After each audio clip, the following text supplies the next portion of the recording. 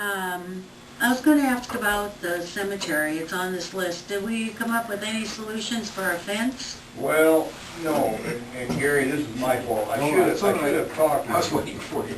Go ahead. I went and I drove to different cemeteries around. Cedar out here have like a woven wire fence with the loops on the top, which is getting a little loose, a little twisted.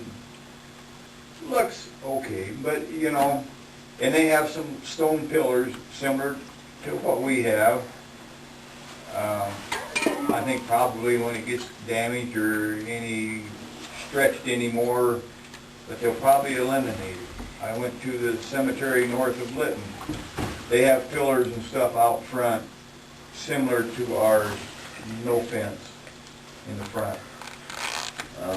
The two south of Lytton, one has pillars and stuff, looks very nice, and no fence. The other one that's on the highway that goes east deep 15, you know which one it is? Well, anyway, the one that goes, and there's the wooden church by it. That one has some woven wire in the front with the loops, and it's up in good shape, you know, pretty tight, looks okay. And right down here by Evapco, Ferguson, they have the stone pillars. They had a fence similar to ours because I can see where they unbolted it, and then their sign, they lowered it down. And to me, it looks fine. Now the others, some of them had a perimeter fence on one side or maybe an L shape, and then no fence, and like I say, a variety of things. I looked at ours out here. It's put together with a flathead machine bolt with a nut underneath, which I'm sure is rusted and we couldn't get probably either a chisel or a grinder, grind them off. The fence needs painted regardless of what happens. I would take them off. We have a sidewalk there. Leave the pillars.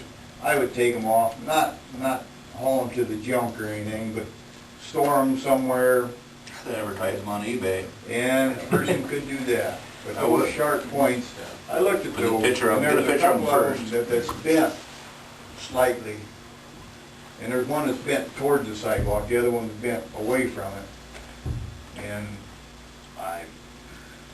Do you suggest that? I would say take it out someday in the future if you want to get a white vinyl fence of some sort and put it up.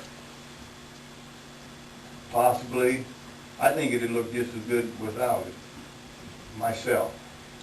Gary is Just needed painting for a long time. yeah, and Gary's a council member on the cemetery committee, and this is what, if I would have found you, this is what I would have told you. It's all right. This is strictly my fault. You want to take a look at it and make I already kind of recommendations? did, but I didn't talk to Bob. Okay. I was waiting for him to call me. That's all right. Okay. Let me get together with Bob and see All what right. his recommendations are, and we'll come back with some ideas. And now, the pointed parts that are, like 8 inches tall, something like that, we could carefully, those could be cut off.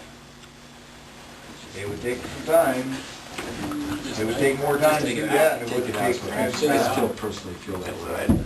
That's history, that's historic, I'd take it out and Well, figure out a way to restore it and then sell it. Maybe the it's up museum to- wants it. It's up to you people. It's going to be worse than me. It is?